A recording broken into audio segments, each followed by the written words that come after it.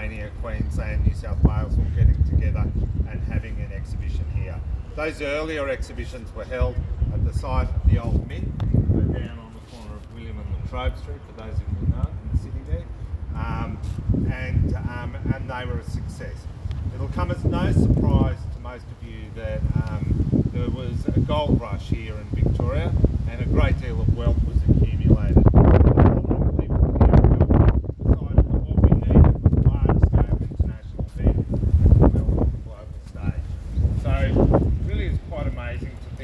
Building was built about 45 years after Melbourne had first been settled as a city. So the government gazetted this parcel of land here, the Carlton Gardens, specifically for the purposes of exhibitions. They appointed a group of exhibition building trustees to oversee the construction of the building and also the development of the international exhibition.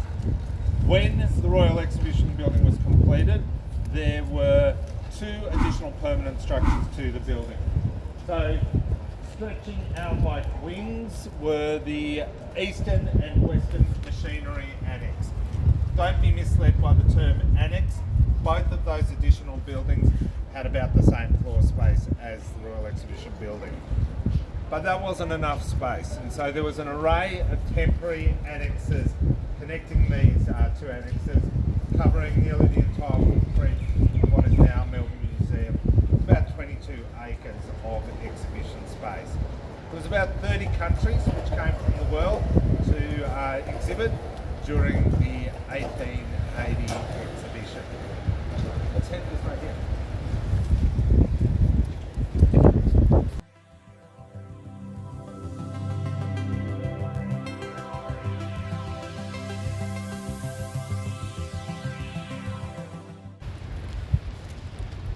Rightio. So those exhibition building trustees held a contest for the design of the Royal Exhibition Building. The contest was won by Joseph Reed of Reed and Barnes Architects. Joseph Reed was a prominent colonial architect responsible for several notable buildings in Melbourne, including some over at the University of Melbourne, including the Ripponlea Estate down in Ripponlea, and also several buildings in the city. In fact, if you stand on the corner of Russell and Collins Street in the city, you can look around, you can see 3 buildings which were designed by Reed. So the building was constructed by David Mitchell, a prominent builder of the era. Mitchell owned brickworks. The building is constructed out of, guess anyone? Bricks, yes. So they said there's about 6 million bricks that are used in the construction of it, but I doubt that anybody counted them one by one. The building itself has got bluestone foundations, clear to see here, brick exterior, there's a timber interior, there's a tin roof and slate around the dome here. Interestingly, in 1901, this building was the first place from which the Australian flag flew, just up that way there. And just before we go into the building, just invite you just to have a look out the southern side here, just have a look at the Carlton Gardens. This view will be completely transformed once we're up on the promenade. So just head over this way here, guys.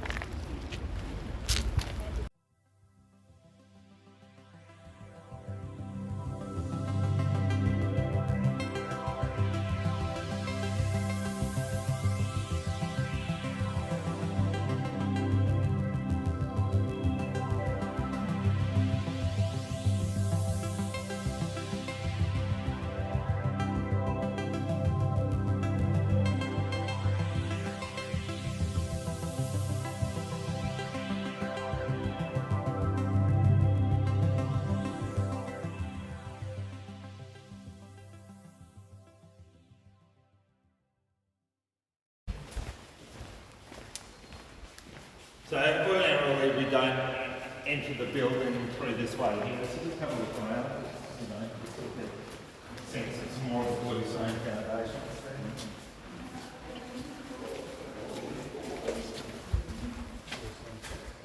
So just in this first part here, I'll just get visitors just to stick on this side of the bollards and ask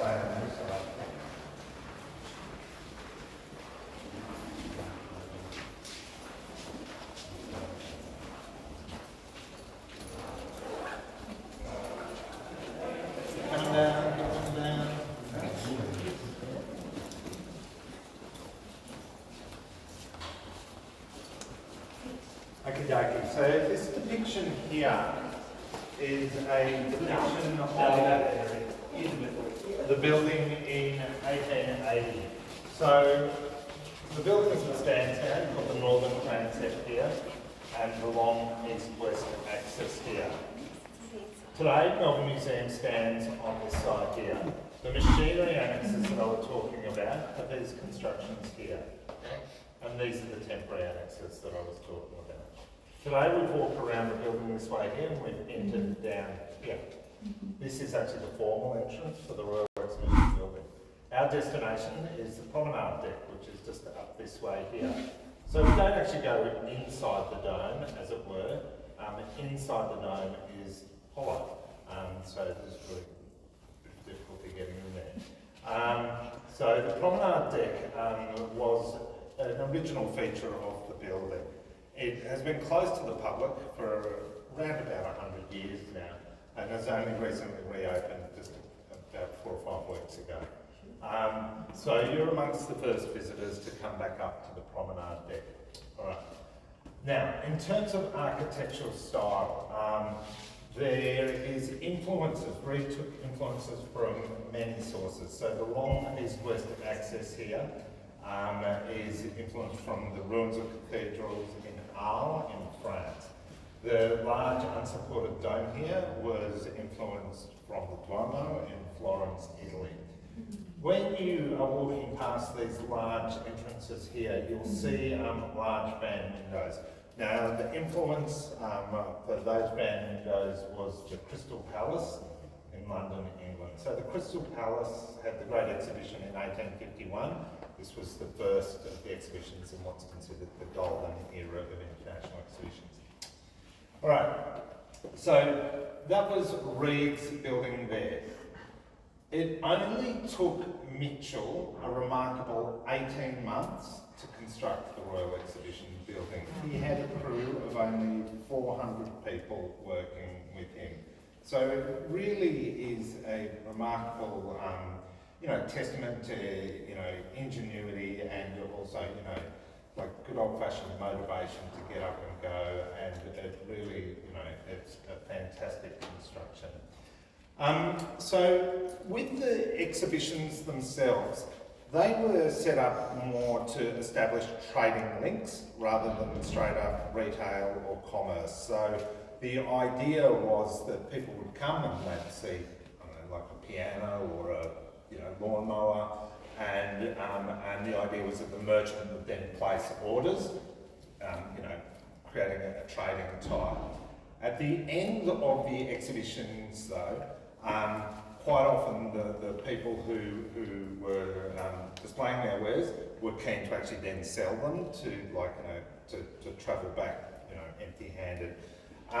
There was a wool merchant in Melbourne, John Twycross, who actually came and collected widely at the end of our exhibition, and he and his wife Charlotte actually travelled internationally and collected at the end of different exhibitions, putting together a marvellous collection of decorative works, including paintings, including porcelain.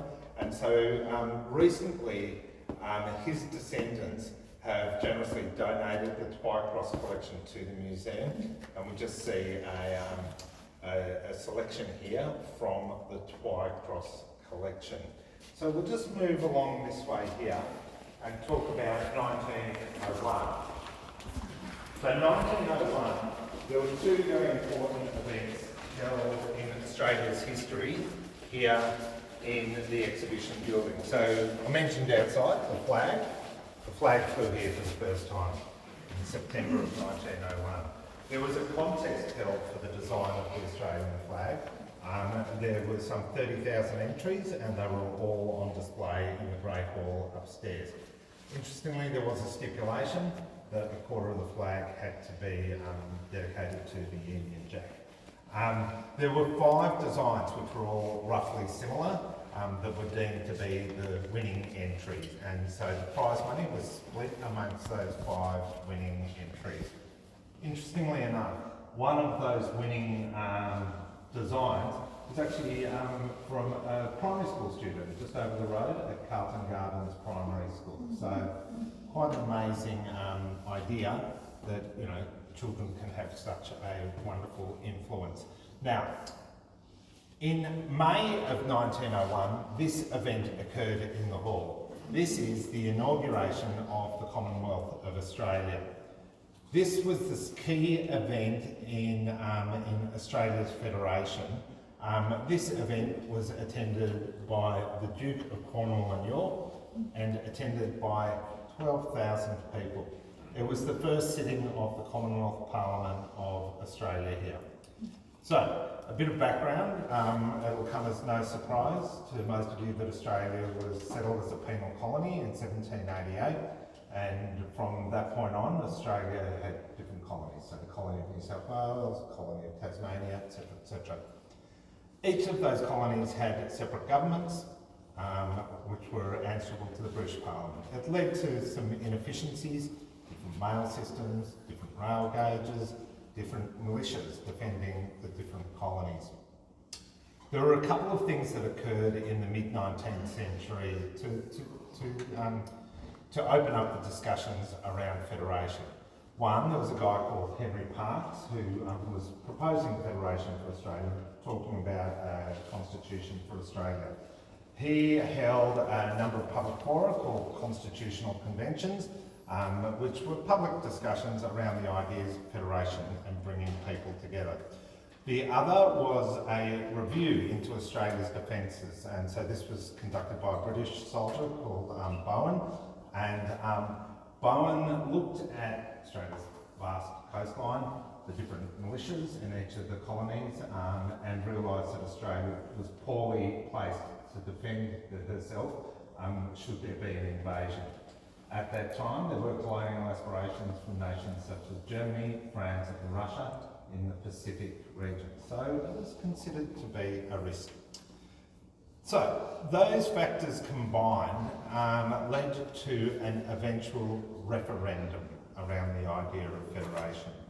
And it didn't happen straight away, but it did happen eventually that each of the colonies in Australia said yes to federation.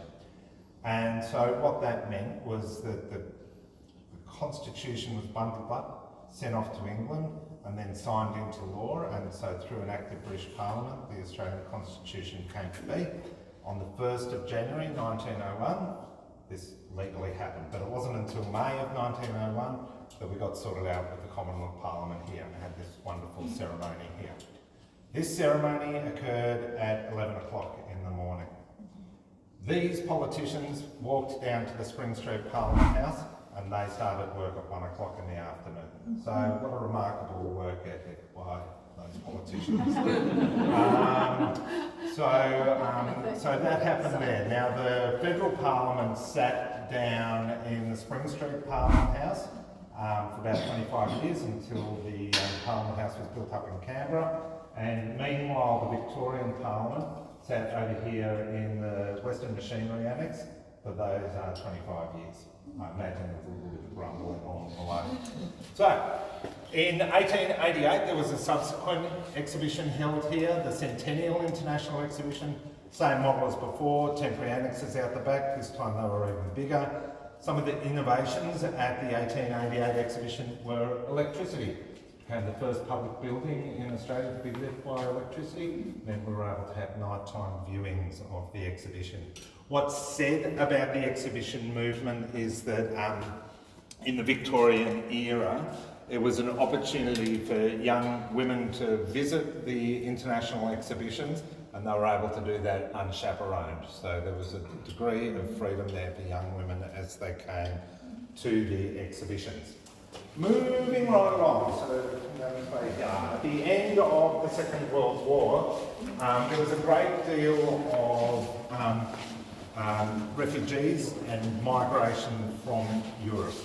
So leaving war-torn Europe, these refugees came to Australia and arrived at Station Pier, and then there were these temporary huts which were built on the north side of the building here.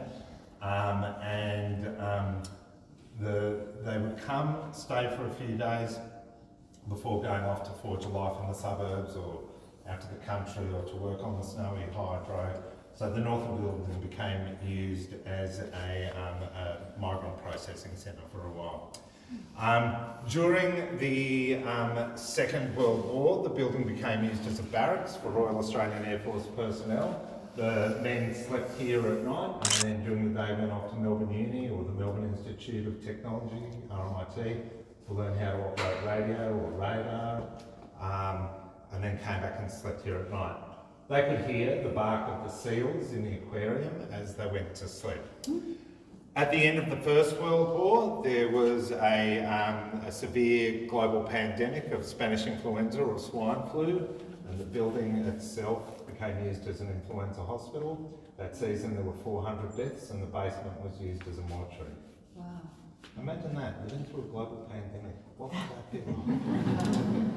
So come through this way here. 1956, the building was used as an Olympics venue. So there were events such as weightlifting, fencing and boxing that were held here. Over on the northern side of the building there was a purpose-built basketball stadium, so Olympic basketball was held on the site as well. So, I'm beginning to feel like I'm boring you all here, so what we're going to do is we're going to head up to the promenade deck. For those of you who'd like to catch the lift, just wait up the end here,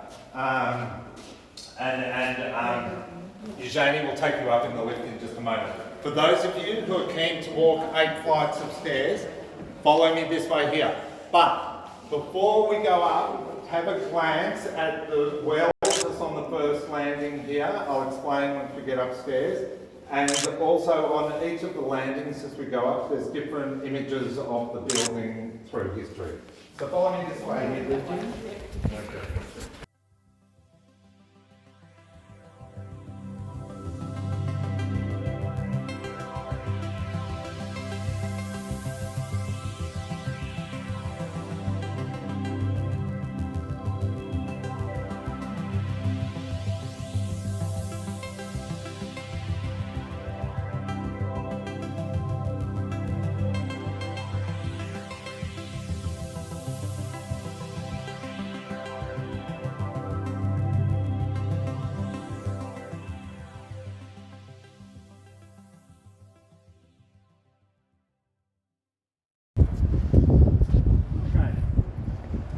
Serious about the hard steps, be careful not to lose them, okay? Now, as we were coming up that well, it's not a well, what it is it's a recess for a shaft. So in 1888 this building had the first working elevator in Australia. Johnson Waygood Company put a lift in to bring people up into the dome. It's 19 metres, and so that lift was a hydraulic lift, so there were no pulleys, no cables, just a pole basically lifting the lift up and down. So that well was discovered during the recent alterations to put in this stairwell here, and the well goes down 19 metres, so yeah, so it was a recent discovery. There used to be a wooden staircase in there. When that was removed, the well was discovered, so I was like, what's this? But fortunately, some person had just left a sales brochure for the lift next to the hole, so we lifted up the staircase and there was the hole and instruction manual. Good on them. Yeah. So now, 2004 was a very important event in the building's history. 2004 marked the inscription on the World Heritage List. The World Heritage List is a list of sites which are important to humanity. It's administered by UNESCO, way over in Paris, France. And prior to this building being listed, all of the World Heritage sites in Australia were natural features, so like Great Barrier Reef, Kakadu, etc., etc. This is the first built structure in Australia to go on the World Heritage List. When the government applied for World Heritage listing, there had to be justifications. The central justification for this building's listing is that it's the last of the exhibition halls from that golden era of international exhibitions which is still used for its original purpose, still in its original garden context. So, because of the Melbourne Uni graduation ceremonies, we can't get into the hall today because it's all set up for that downstairs there. That's a little disappointing, but because it's still being used for its original purpose, that's a good thing. So it's, you know, it's still being used for its original purpose, which ultimately is a good thing. What we're going to do now is have a bit free range around here now.